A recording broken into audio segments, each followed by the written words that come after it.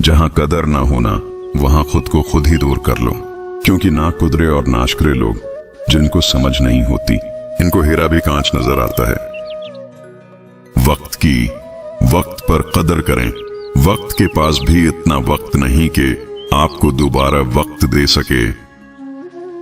वक्त की तेज रफ्तारी सिखाती है, बताती है, दिखाती है मंजिल भी, मुसाफिर भी, अपने भी और पराए भी।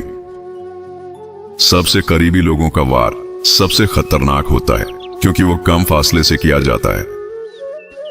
आजमाइश तवील इसलिए भी है क्योंकि तुम दर्द में ही अल्लाह से मिलते हो। जब तुम महसूस करने लगो कि तुम आखिरी हद तक आजमाने जा रहे हो, तो समझ जाओ कि तुम्हारे मामले का फैसला और अल्लाह की जानिब से मदद का वक्त यकीनन बहुत करीब आ रहा है। बस तुम अल्लाह के हुक्म के इंतजार में सब्र करते रहो, क्योंकि अल्लाह तुम्हारे सब्र का इज्र तुम्हें जरूर देगा और तुम्हें ऐसा सुकून देगा कि तुम्हें कभी नहीं लगेगा कि तुम तन्हा हो।